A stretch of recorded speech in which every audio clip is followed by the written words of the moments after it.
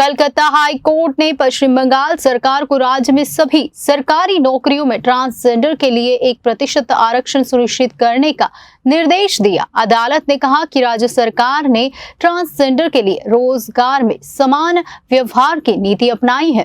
Calcutta high court ने पश्चिम बंगाल सरकार को राज्य में सभी सरकारी नौकरियों में ट्रांसजेंडर के लिए 1% आरक्षण सुनिश्चित करने का निर्देश दिया है। अदालत ने कहा कि राज्य सरकार ने ट्रांसजेंडर के लिए रोजगार में समान व्यवहार की नीति अपनाई है। हालांकि अभी तक उनके लिए आरक्षण का प्रावधान नहीं किया गया है।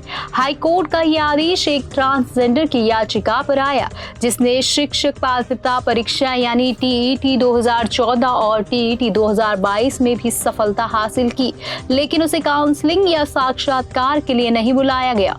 शुक्रवार को पारित आदेश में कोर्ट ने कहा कि सुप्रीम कोर्ट ने 2014 के एक मामले में कहा था कि लैंगिक मामलों में पुरुष और महिला के अलावा ट्रांसजेंडर को संविधान के भाग 3 के तहत उनके अधिकारों की रक्षा के उद्देश्य से थर्ड जेंडर के रूप में माना जाना चाहिए। हाई कोर्ट ने कहा कि रोजगार में समान व्यवहार की वकालत करने वाली मौजूदा नीति के बावजूद समुदाय को कोई कोटा नहीं दिया गया। अपने फैसले में न्यायमूर्ति राजशेखर मंथा ने राज्य के मुख्य सचिव को इस आरक्षण को लागू करने का निर्देश दिया। कलकत्ता हाई कोर्ट ने पश्चिम बंगाल सरकार को राज्य में सभी सरकारी नौकरियों में ट्रांसजेंडर के लिए 1% आरक्षण सुनिश्चित करने का निर्देश दिया। अदालत ने कहा कि राज्य सरकार ने ट्रांसजेंडर के लिए रोजगार में समान व्यवहार की नीति अपनाई है। हालांकि अभी तक उनके लिए आरक्षण का प्रावधान नहीं किया गया।